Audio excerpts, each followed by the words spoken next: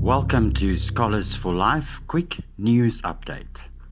5 myths about South Africa's alcohol ban by staff writer, and it was published on 24th of May 2020. The narrative around the ban of alcohol in South Africa during lockdown has become complex and obscured. So many layers have been added and issues interweaved that the topic in itself has polarized both friend and foe, says Carmen van Niekerk, excise manager at South African Breweries, also known as SAB. South Africa is currently operating under level 4 lockdown regulations, which bans the sale and distribution of alcohol. That will change once the regulations are relaxed to level 3. The country's largest brewer, along with numerous industry bodies, have lamented the potential fallout from the country's stringent lockdown laws, most notably the thousands of potential job losses. SAB previously warned that if it's forced to work at a reduced capacity for 4 months, it could result in loss of 2,000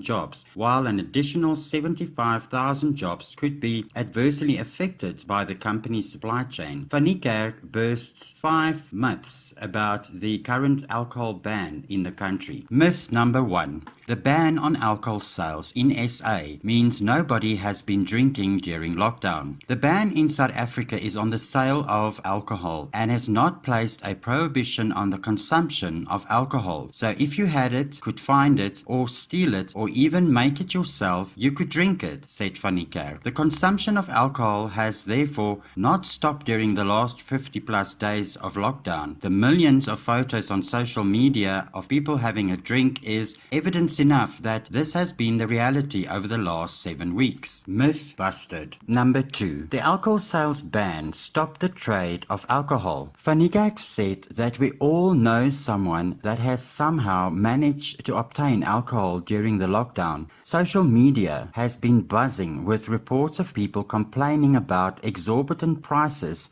or even being hoodwinked, paying good money for a bottle of vinegar instead of gin, for example. Edward Kieswetter, the SARS commissioner, confirmed last week that alcohol is still being sold and that the illicit trade of alcohol is thriving. Darren Swirsky, the managing director of Bacardi Rebel Group, in an interview with Channel Africa on 14th May, agreed with this, stating that the government's belief that there is no liquor consumption is not true. The illicit liquor is genuine liquor. It's been sold out of closed restaurants and bars who are on their knees. It's been sold out of taverns. He highlighted the number of break-ins, both successful and foiled, that they have seen at their own stores during lockdown. So yes, the legal trade of alcohol has stopped, but the underground trade of alcohol has been growing and thriving in recent weeks, said Van Niekerk. Myth busted. Number 3. Reduction in crime in SA is due to the ban on alcohol. South Africa has reported a significant reduction in crime rates since the lockdown commenced at the end of March. The latest statistics covering the period 29th March to 20th April 2020 indicates that murders reduced by 72%, rape by 87.2%, assault dropped by 85.2%, and attempted murder was down by 65.9%. Despite claims that reduction in crime are related to alcohol prohibition in South Africa, it is apparent that these positive trends are also taking place in countries where the sale of alcohol has not been prohibited, and even in some countries where alcohol sales have been actively supported, said Van Niekerk. She said that South Africa is one of only 4 countries that have implemented a national ban on alcohol sales during lockdown. The other three countries are Sri Lanka, Botswana, and Panama. The similar trends seen across countries with and without alcohol prohibition suggests that social distancing measures and stay-at-home orders, otherwise lockdowns, are the key drivers to reduce criminal activity, van Niekerk said.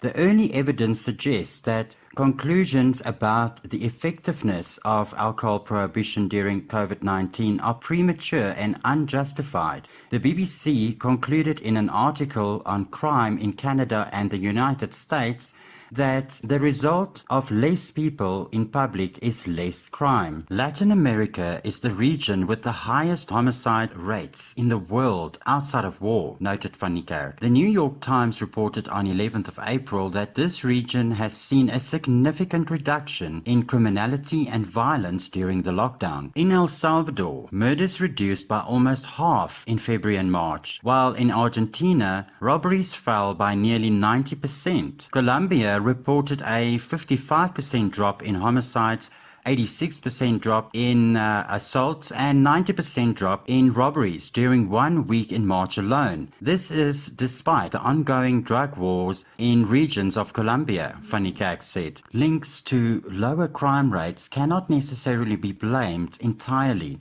on alcohol bans, as various governments and news articles in South Africa suggests. Crime rates in terms of illicit sales have increased, and crime rates of other crimes have decreased based on travel freedom restrictions. Again, no direct and clear correlation is provided. The common denominator between South Africa and the above comparisons is therefore not the availability of alcohol, but the fact that the lockdown restricted public gatherings and the movement of people, coupled with increased law enforcement on the streets. Myth busted. Myth number 4. Reduction in hospital activity in SA is solely due to the ban on alcohol. Reduction in hospital activity have been reported in many countries around the world, both in countries that have prohibited alcohol as part of their lockdown orders and in countries that have not restricted access, noted van Niekerk. Kenya and Canada haven't banned alcohol sales during the lockdown, yet Kenya reported very few patients, and Canadian trauma doctors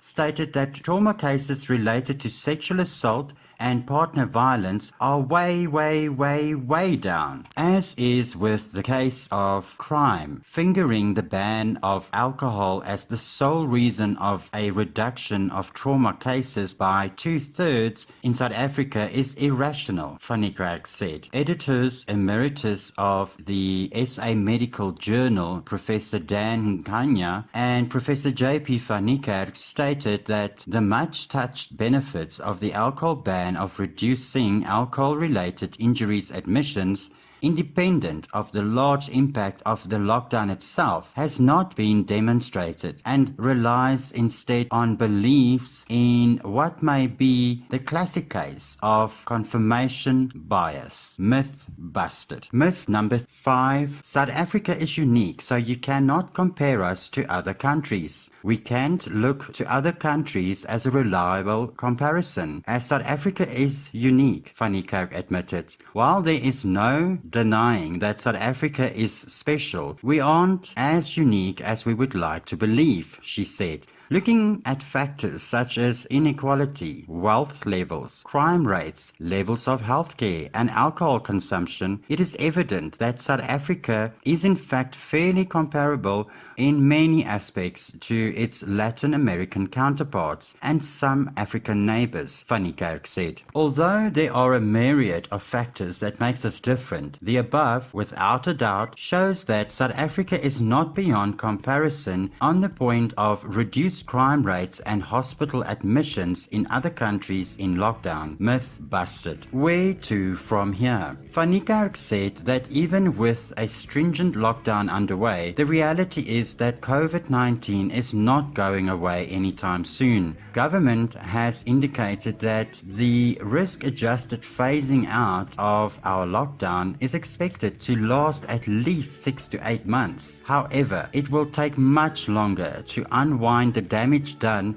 to the legal liquor industry as a result of the alcohol ban. In order to destablish the foothold the illicit trade had obtained in the market during the time that the ban has been in place, the sales of legal alcohol needs to open as wide and quickly as is both safe and possible, the excise manager said. The very limited off-trade sales of alcohol being considered during level 3 will do little to address the ongoing illicit trade, Van Niekerk stressed. More concerning is that it is not nearly enough to start alleviating the financial burden that has been carried by the legal alcohol industry over the last excruciating 9 weeks, starting mid-March when the first trade restrictions were implemented. She said that as a pillar of the South African economy and custodians of more than 250,000 South African livelihoods, SAB,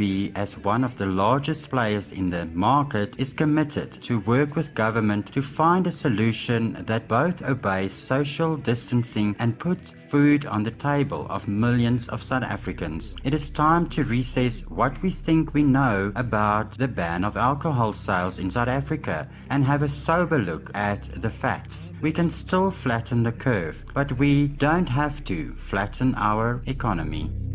Thanks for watching. We'll be back with more news on Scholars for Life.